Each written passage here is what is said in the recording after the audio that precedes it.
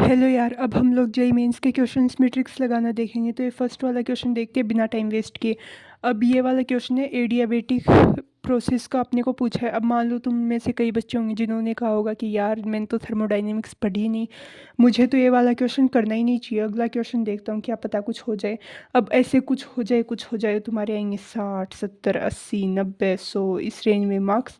फिर इस रेंज में मार्क्स आएंगे तो तुम्हारा जेईई में सिलेक्शन होना तो है नहीं, इसलिए रिस्क तो लेना पड़ेगा और ट्रिक्स तो लगानी पड़ेंगी।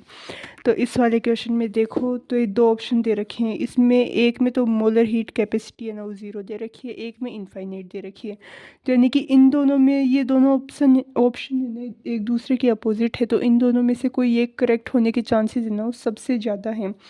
तो अपन इन दोनों में से किसी एक को तुक्का मार देंगे और अपना क्वेश्चन है ना करेक्ट होने की प्रोबेबिलिटी है ना वो 50% हो जाएगी। और अगर तुम्हारे वैसे भी इस रेंज में मार्क्स आ रहे हैं ना तो सिलेक्शन होना है नहीं।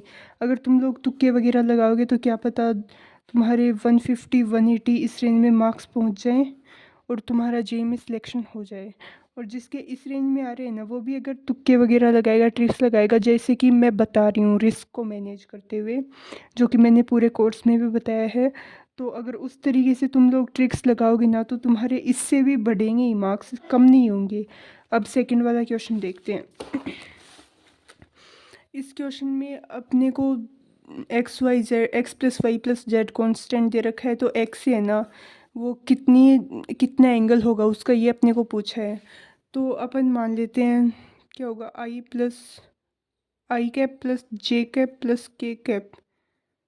अगर अपन इसको मान ले इज इक्वल्स टू कॉन्स्टेंट, अगर ये है वो डायरेक्शन, तो इसमें से एक्स के साथ कितने एंगल बन रहा है, तो 1/√1 + 1 + 1। तो ये कितना आएगा 1/√3 कोस इनवर्स। ये आंसर आ जाएगा सीधा सीधा। अपन ने ये मान लिया तो ये आंसर आ गया। तो इस तरीके से अगर ये तुक्के वगैरह अच्छे लगे तो प्लीज़ लाइक करना।